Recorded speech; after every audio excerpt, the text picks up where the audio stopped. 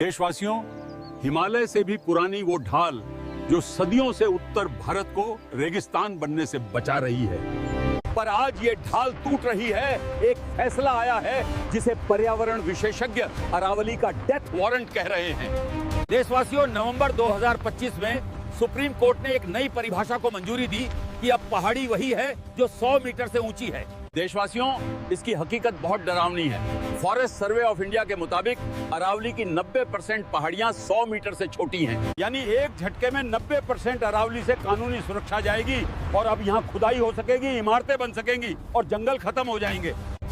लेकिन खतरा सिर्फ कानून से नहीं है। अंधेरे में यहाँ एक अलग खेल चलता है, अवैध खनन का। भारत के कई उत्तरी क्षेत्रों में ऐसे पहाड़ हैं जो नक्शों पर तो जिंदा हैं, पर जमीन से गायब हो गए हैं। इन्हें अब घोस्ट माउंटेन्स कहा जाता है। लैंड माफिया ने रातों रात पूरी पहाड़ियां गायब कर दी हैं और अब सुप्रीम कोर्ट की नई परिभाषा उन्हें खनन में और रियायतें दे सकती है। जो अरावली धूल को रोकती थी, वो अब खुद धूल बनती जा रही है। हवा पूरी तरह प्रदूषित हो गई है और पानी का स्तर पाताल में चला गया है। इस अरावली के दोहन से जल संकट की एक गंभीर समस्या उत्पन्न हो जाएगी। अरावली से निकलने वाली सारी नदियां सूख जाएंगी। इसके दोहन से मरुस्थलीकरण राजस्थान, हरियाणा, दिल्ली और पश्चिमी यूपी की ओर बढ़ेगा और उपजाऊ भूमि बंजर और खेती असंभव हो जाएगी। इसके शोषण के कारण लू सीधे मैदानों की ओर बढ़ेगी और लू और गर्मी के स्ट्रोक से बुजुर्गों, बच्चों और मजदूरों की मौत का आंकड़ा बढ़ता रहेगा। पूरे राज्यों में धूल भरी आंधी आएगी और दिल्ली और उसके आसपास के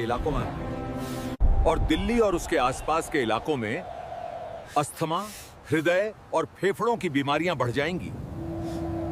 इस अरावली का शोषण वन्य जीवों को नुकसान पहुंचाएगा, वनों को खंडित करेगा और कई वन्य जीव प्रजातियों के विलुप्त होने का कारण बनेगा।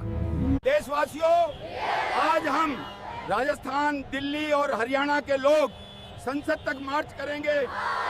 Sunil Academy completely supports the Save Aravalli campaign and the resolution of this order will come from the parliament itself.